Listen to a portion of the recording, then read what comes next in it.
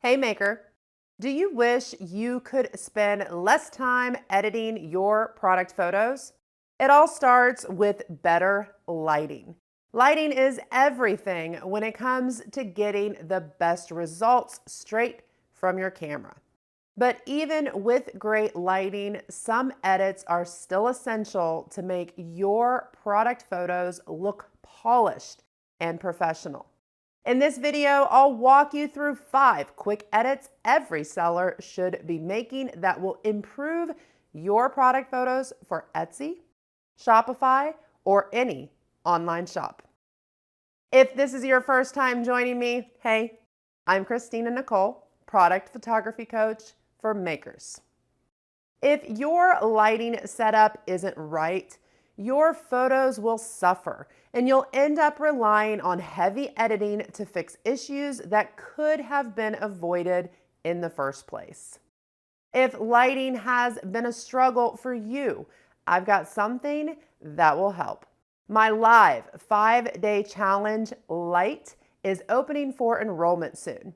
In just 5 days, I'll walk you through how to evaluate, diagnose, and cure your crummy light symptoms so you can capture beautiful, well-lit product photos without frustration.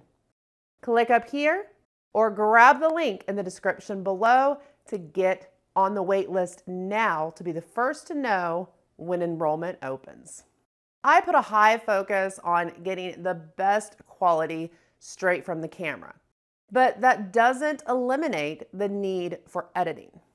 While we can do our best when shooting, the camera doesn't always get it right, mainly with exposure and color.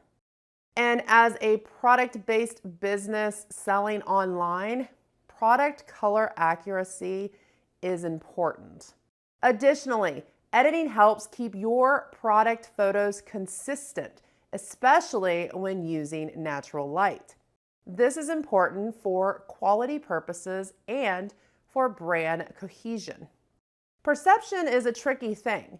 The quality of your product photos will directly affect the perceived value of your products. The professionalism of your brand as a whole may be in question if you don't have consistency in your product photography. On top of that, editing helps you optimize your photos for the platform you're using. Each online platform has different photo requirements, so resizing your product photos ensures they will look their best. Let's cover 5 edits you should be making. First, you should be adjusting the tones in your photo.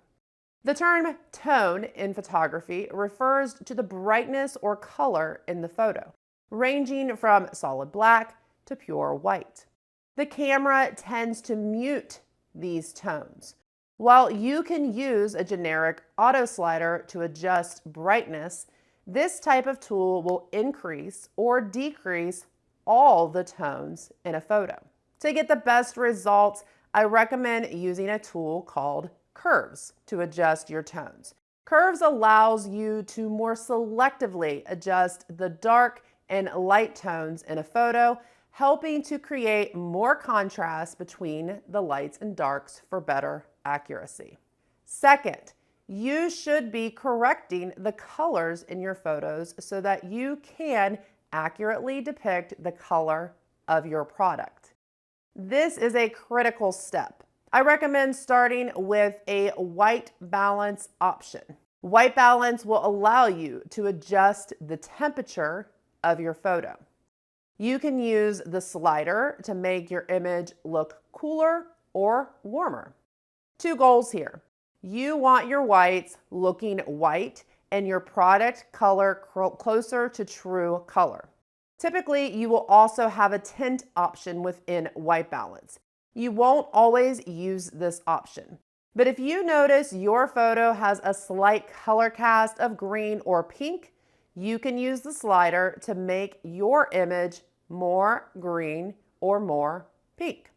Again, 2 goals here. You want your whites looking white and your product color closer to true color.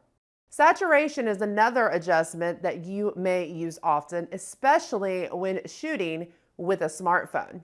When your smartphone processes your photos, it can make the colors really vibrant, especially when achieving correct tones. To reduce that vibrancy, you can use the slider to reduce saturation and make your product look more true to color. Some softwares also allow you to selectively edit specific colors in your image. This is more advanced editing and covered in my program, The Maker's Method. Third, you want to clean up the photo. Not all softwares will allow you to do this. This tool may be called a heal or clone tool. Tiny details matter when it comes to quality, so you want to eliminate any imperfections in your photos. Fourth, if you have any lines in your photo, you want to make sure that they are straight. Again, tiny details matter here. This tool may be called rotate or straighten. A perspective tool may be helpful too. And the fifth and final edit you should be making is resizing.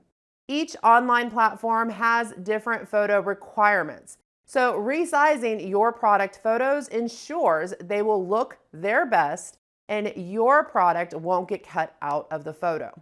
Resizing is a 3-step process. First, you will crop the photo to the aspect ratio the platform recommends. Second, when you go to export and save the photo, you will want to adjust the pixel dimensions and the file size to meet the platform's recommendations. All softwares will function slightly different when it comes to resizing.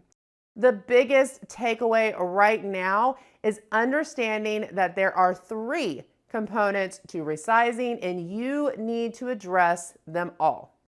If you need help resizing your photos in the editing software you're using, I have an entire playlist walking you through how to do this in multiple programs. Click up here to check it out. And don't forget, if lighting is something you struggle with, get on the wait list for my live 5-day challenge, Light, so that you can finally capture better product photos straight from your camera with less editing needed. See you next time.